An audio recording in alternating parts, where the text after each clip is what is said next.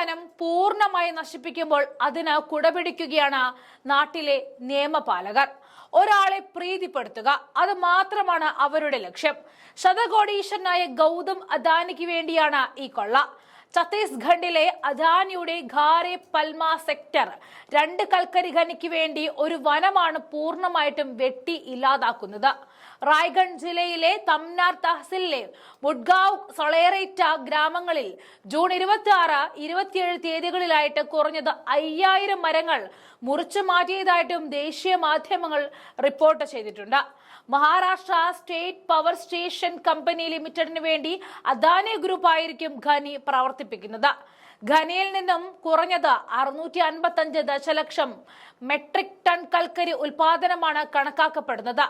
ഏകദേശം 2584 ഹെക്ടർ ഭൂമി ഇതിനായി ഏറ്റെടുക്കുന്നുമുണ്ട്. ഇതിൽ ഏകദേശം 215 ഹെക്ടറും കൊടും വനമാണ്. വലിയ രീതിയിൽ വനനശീകരണം നടക്കുന്ന പദ്ധതി 14 ഗ്രാമങ്ങളിലെ 10,000 കണക്കിന് മനുഷ്യജീവനുകളെയാണ് ബാധിക്കുന്നത്.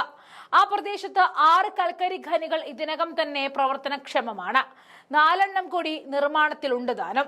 പ്രദേശവാസികൾ നിരന്തരം പ്രതിഷേധങ്ങൾ നടത്തുകയും പദ്ധതിക്കെതിരെ ഹർജികൾ സമർപ്പിക്കുകയും ചെയ്തിട്ടും വനനശീകരണം നിർബാധം തുടരുകയാണ്. ഛത്തീസ്ഗഡ് ഹൈക്കോടതിയിലും ദേശീയ ഹരിത ട്രൈബ്യൂണലിലും ഇത് ബന്ധപ്പെട്ട കേസുകൾ പരിഗണനയിലുമുണ്ട്.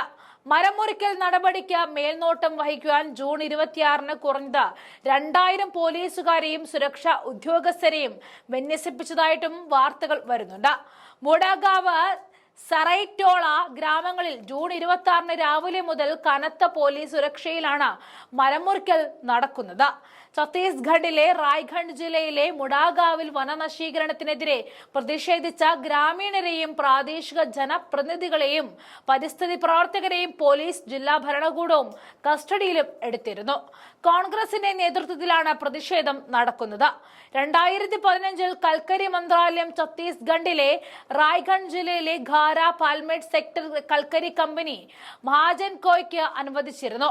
ഖനിയിൽ നിന്നും ഏകദേശം 655.153 ദശലക്ഷം മെട്രിക് ടൺ കൽക്കരി ഉൽപ്പാദിപ്പിക്കുമെന്നും കണക്കാക്കപ്പെടുന്നു. മഹാരാഷ്ട്രയിലെ പ്രധാനപ്പെട്ട 3 താപവൈദ്യുത നിലയങ്ങളുടെ ഫോസിൽ ഇന്ധന ആവശ്യങ്ങൾ നിറവേറ്റുവാൻ ഈ കൽക്കരി ഉപയോഗിക്കാനാകുമെന്നും പറയപ്പെടുന്നുണ്ട്. ഏകദേശം 7,642 കോടി രൂപ ചെലവ് വരുന്ന ഈ പദ്ധതി ജില്ലയിലെ 14 ഗ്രാമങ്ങളെ നേരിട്ട് ബാധിക്കും. മഹാജൻ കോയുടെ കണക്കനുസരിച്ച് ഏകദേശം 1700 കുടുംബങ്ങൾ കുടിയിറക്കപ്പെടുമെന്നും പറയുന്നുണ്ട്. ഖനി നടത്തിപ്പിനായിട്ടുള്ള അനുമതി വ്യാജരേഖകളുടെ അടിസ്ഥാനത്തിലാണ് നൽകിയിരിക്കുന്നത് എന്ന ആക്ഷേപവും കോൺഗ്രസ് ഉന്നയിക്കുന്നുണ്ട്. 14 ഗ്രാമങ്ങളിൽ നിന്നും വനാവകാശ നിയമപ്രകാരം ഒരു NOC ഒബ്ജക്ഷൻ സർട്ടിഫിക്കറ്റ് പോലും ലഭിച്ചിട്ടില്ല. എന്നിട്ടും അനുമതികൾ കമ്പനി വിചാരിക്കുന്ന സമയത്ത് തന്നെ ലഭ്യമായതിന് പിന്നിൽ വൻ അട്ടിമറി നടന്നതായിട്ടും സംശയിക്കപ്പെടുന്നുണ്ട്.